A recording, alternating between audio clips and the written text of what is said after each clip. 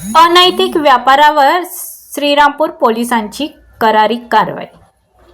श्रीरामपूर शहरात अनैतिक व्यापार प्रकरणात मोठी प्रशासकीय कारवाई करण्यात आली आहे। रंगोली रोड वार्ड क्रमांक 5 येथील आदर्श लॉज 1 वर्षासाठी बंद करण्याचा आदेश उपविभागीय दंडाधिकाऱ्यांनी दिला आहे।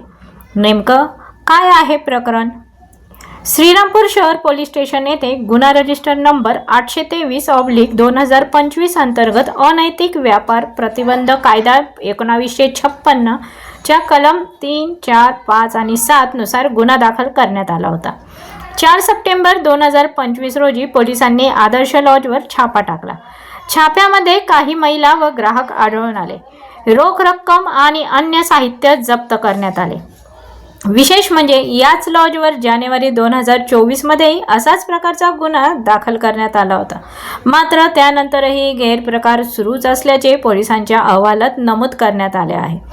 पोलीस निरीक्षकांच्या अहवालानंतर प्रकरण अहिल्यानगर जिल्हाधिकारी कार्यालयामार्फत उपविभागीय दंडाधिकाऱ्यांकडे पाठवण्यात आले। नोटीस बजावून संबंधितांना खुलासा सादर करण्याची संधीही यावेळी देण्यात आली होती।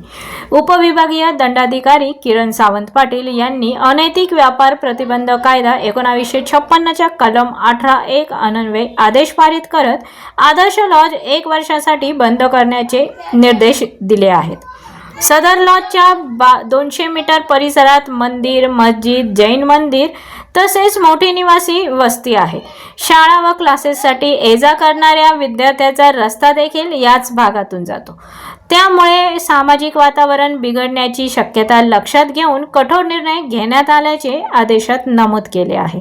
आदेशानुसार 7 दिवसात भोगवटादारांना निष्कासित करून लॉज 1 वर्षासाठी बंद ठेवण्यात येणार आहे। पोलिसांना तात्काळ अंमलबजावणीचे निर्देश देण्यात आले आहेत। श्रीरामपूरमधील या कारवाईकडे आता संपूर्ण जिल्ह्याचे लक्ष लागले आहे। ब्युरो रिपोर्ट, आपली दुनियादारी, श्रीरामपूर।